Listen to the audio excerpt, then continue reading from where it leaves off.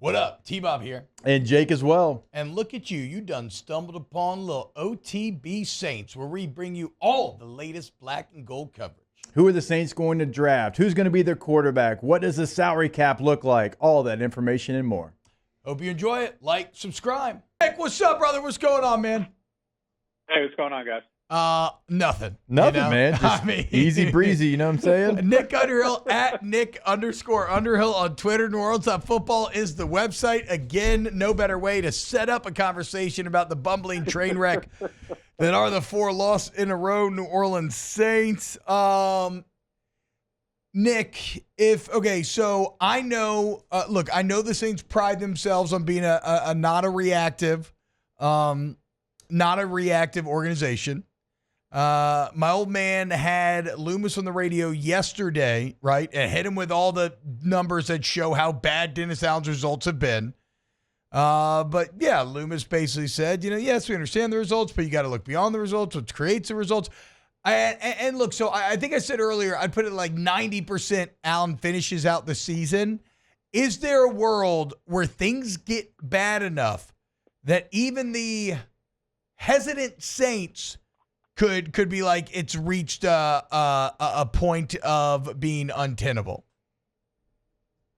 I would put the percentage even higher, just being around them. And I'm not saying that's what I would do or what they should do. I'm just telling you what I think they will do having been around them. And I would put that way higher. And I'll tell you exactly what they would say to that. They'd say Chris Olave, Lucas Patrick, Eric McCoy, Cesar Ruiz, Taysom Hill, Rashid Shaheed, Derek Carr, Alvin Kamara, hip, rib, sand. Like that's what they're gonna say. Like so injured.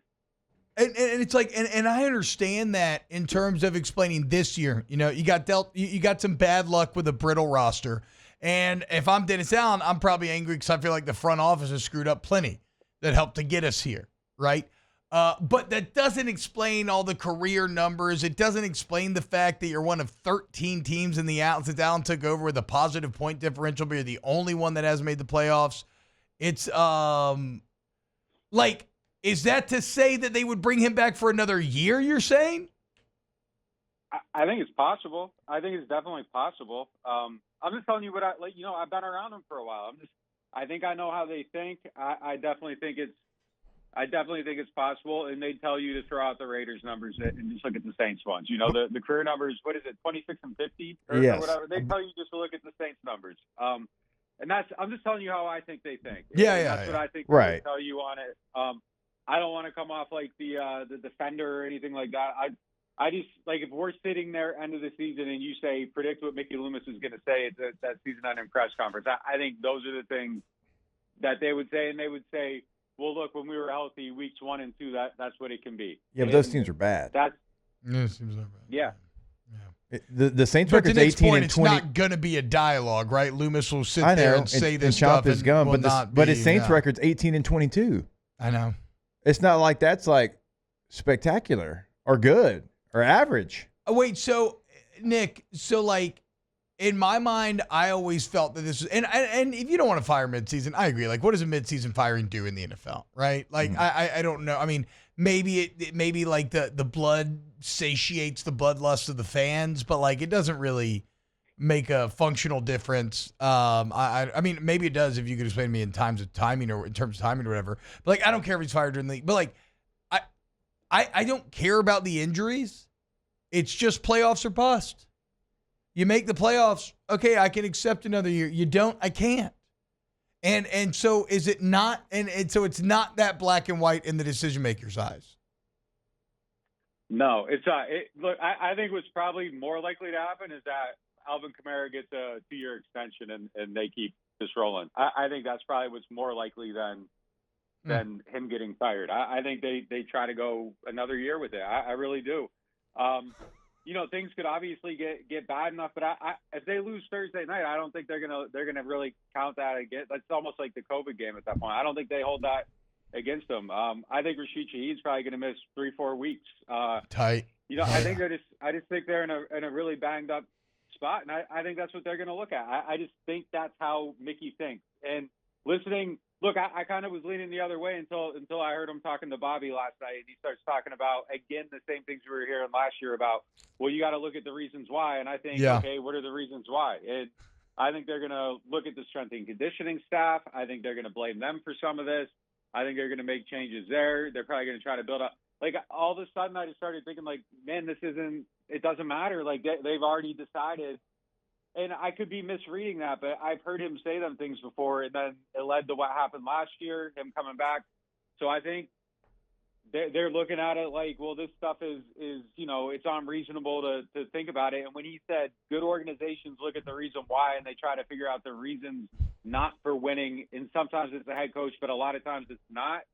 Like, to me, that was kind of like, well, the seat's not that hot. Like, obviously that could change. You get, killed, your team starts quitting on you, all that stuff. Like, maybe that changes the script. But I think right now at this moment, I don't think that they think it's as hot as some of the rest of us. Yeah. It just does not feel that way. It's interesting too, because I feel like, do you think, okay, last one on this, then we'll get into some actual, like, talk about the games. Do you think that Allen, is any of it contingent on how the defense looks? Because, like, one fallback throughout the time has been, well, he's a defensive coach and the defense has been awesome. And it seemed like they were good at the beginning of the year, but the last 2 games have been really bad. So do you think that the defensive play factors into this worse decision? In the NFL. Yeah, I think it should. I mean, look, the story I wrote after this game this week was like, yeah, there's all these injuries, but to me, that isn't the reason why they lost. Like, if you're asking me my opinion and not what the Saints think, like, yeah, I think your defense can't be 32nd in the league in yards when that's kind of your calling card on it, and I think that needs to improve quickly. That's not good. 44 missed tackles over the last 4 weeks, like 14 this game, 15 the one before. Like, that's not okay.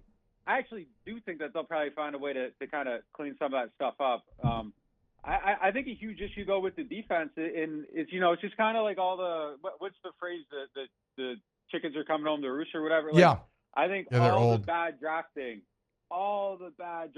is caught up to him at this point. All the misses on the defensive line. You have no defensive lineman that can complete a sack. You got a lot of guys that can create pressure, but you don't have anybody that can get a sack. And I think that's a huge issue for trying to play defense. I think you have to affect the quarterback sometimes, and they just really aren't doing that. And then, they aren't creating negative plays for them by completing these sacks. I mean, I've seen a lot of guys fall off sacks. I've seen a lot of guys like wave their hand at the quarterback and, let him know that he's there, but I haven't seen anybody really bust through the door this season. And I think that's a massive issue. And, the injury thing too, like the lack of depth, like logically there is a significant amount of injuries to where it's kind of really hard to win that way. But before it got to this point, like there should have been enough depth to kind of come up and have quality players behind.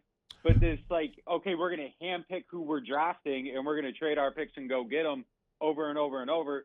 Like, you aren't pumping in league minimum players that can serve as depth and fill out your roster behind your salary cap strategy. And, true. The pro personnel side has done a pretty good job of going out and finding some people to plug into these spots. But it's hamstrung significantly when you don't have it coming from the college side and the pro side.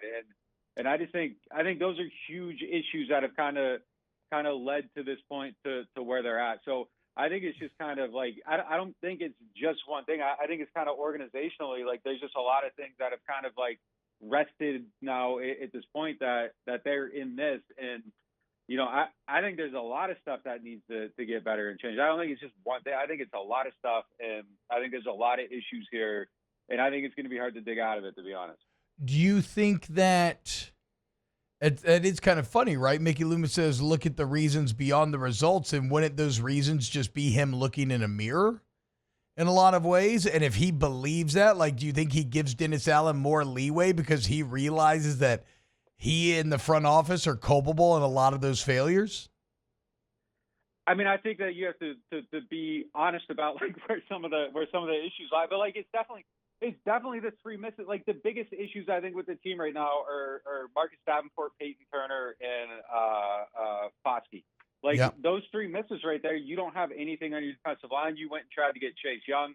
I think Chase Young has not been quite what you hoped he would be at this point. He's boring. And I think just at that one position, if it was a little bit different, like your whole outlook is probably a little bit different. Like your ability as a defense to overcome, the loss of Derek Carr and not giving up 51 points. I mean, that was horrible. Like, and they came out and they looked like they weren't ready to start the game, and they didn't look like they were prepared to finish the game. There's a little stretch in the middle there where they were okay.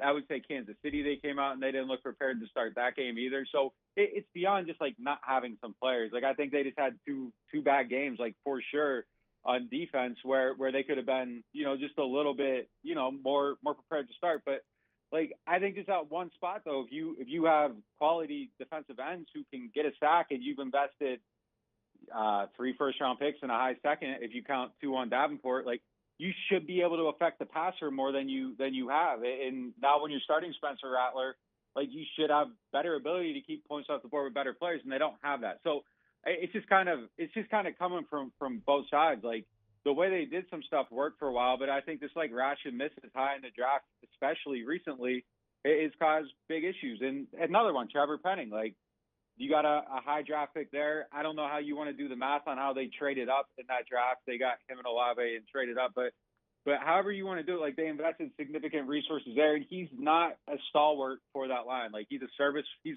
to his credit. Like whoa, like highest graded player you're talking about there, Nick. Highest graded player. Watch out there, bud. Like he's managed to not be a liability. Yeah, there you go. That's great, but it's not what you're kind of investing in. So it's just kind of I feel like a lot of stuff is just kind of, they've been murky on a handful of areas and hits, and then you have all these injuries, and it's just, you aren't built strong enough to kind of overcome a lot of it. And look, could they be a stronger team?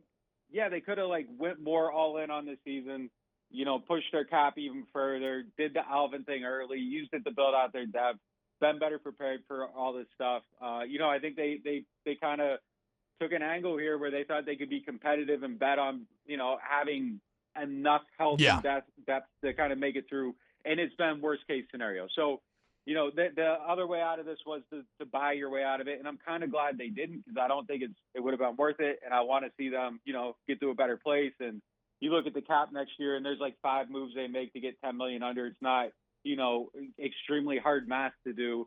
So they're kind of heading to a better, healthier place. But right now, I just feel like everything has went wrong, and it's just created this cocktail of just awfulness right now that they're stuck in.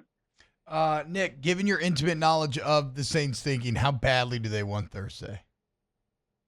Oh, I can't imagine that they want anything more. I mean, I've heard it's kind of tense in there right now that there's an intensity towards the game and everything. And I think absolutely. And given where they're at, I think you gotta, be realistic that you don't want Sean Payton to come in here and be the one that kind of makes it feel like he's knocked everything out. That would be a horrible thing if you're in that building to feel like the guy that walked away is the one that kind of buried you a little bit. You do not want that to happen. I think on a bigger level, even with all these injuries and everything, if you're one of those players in that locker room and you just keep losing and it's 5 straight, I'm worried about people checking out at that point. I mean, that's a lot of time to go away and have to think about this. And, you got time to sit down and hear the noise. And, if you turn on the Sunday pregame shows, they might be talking about how bad your team is. And, I think it's just a bad spot to be in. And I think it's going to be really, really hard for them to win. I mean, I don't think Olave's playing. I know Shaheed's not playing. The interior O-line is going to be banged up. Taysom is supposed to practice, so maybe he plays. But, hey, Kendrick Miller's making his debut, and I think he's actually going to get carries this week. So maybe he's the guy that turns the tides a little bit for him. Damn. Man, what a fun 2 weeks, It's a hell of a 2 weeks. It was a hell of a 2 weeks before reality came to hang out. Nick Underhill. The crazy thing is, go ahead. Crazy thing is I actually think as a healthy team, I kind of believe that they could have been a good team. Yeah, no, I agree too. But it's everything that we've talked about, right? That they still need to be built better. They still could be doing better. You still had all the opportunities against the Eagles and Falcons, and you blew it, even with the injuries. Alas, such is our lot in life. Nick Underhill, Nick_Underhill, neworleans.football is the website. Nick, thank you so much, brother. Wow, just amazing black and gold takes right there, Jake. I don't think I've ever heard any takes that are better than the two guys that just gave you that take. And you can keep getting them by going ahead and liking, subscribing, ringing the bell to get notifications when we post. Have a great day. We'll see you on the next OTB Saints.